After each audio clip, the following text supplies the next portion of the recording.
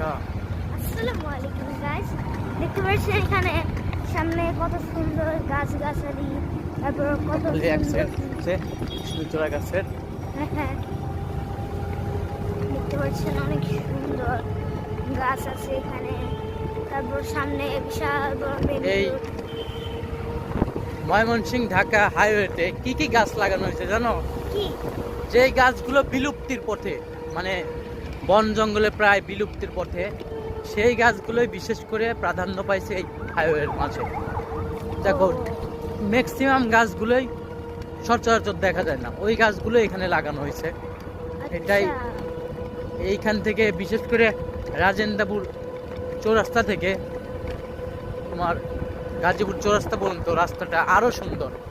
এদিকে কৃষ্ণচূড়া গাছ, অনেক সুন্দর পায়ের ফুল, ওখানে বেলি, শিউলি, অনেক জাতীয় ফুল। ওখানে শুরুতে একটা মোড় আছে, হালকা ছোট একটা মোড়। ওখান থেকে একদম যদি দেখেছেন প্লেট একটা অনেকগুলো গাছ আছে, একদম সমান, যেমন মনে হচ্ছে কোনো ছাদের মতো বেশ কয়েকটা গাছ আছে এখনো অনেকগুলোই। ওগুলোর মধ্যে সুন্দর সুন্দর ফুল ধরে, যেমন গোলাপি কালার ফুলগুলো ধরে ওগুলোর মধ্যে। এখন আমরা মাওনা ব্রিজের কাছে এসে পড়েছি, দেখতে পাচ্ছেন আমরা এখন মাওনা চলে এসেছি, সাইনবোর্ড মাওনা। ওই যে আমরা এখন যাচ্ছি মাওনাতে, প্রবেশ করলাম। মাওনা ফ্লাইওভারের নিচে অনেক আবর্জনা, জানো? হ্যাঁ, অনেক প্রচুর পরিমাণে আবর্জনা, যেটা বলার মতো না। এখানে সবাই হিসু করে, টিস্যু করে, সব আবর্জনা এনে ফেলে, মানে পরিবেশটা একেবারে যাচ্ছে তাই। এটা মেনে নেওয়া যায় না।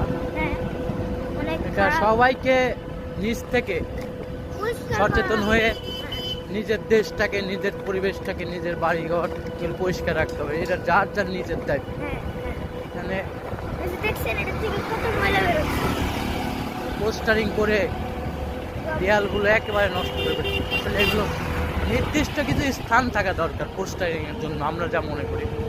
এটা আমাদের দাবি, গণদাবি।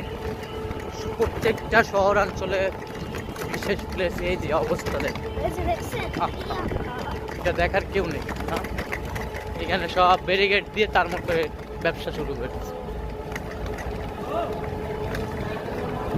সকাল সকালে এত মানুষ আসছে কিসের জন্য জানো? এরা সবাই ডেইলি লেবার হিসাবে, মানে মজুরি হিসাবে, কেউ মাস, কেউ চুক্তি হিসাবে কাজে চলে যাবে। অনেক মানে মানুষ বেচা কেনার যা বলা যায় এক প্রকার।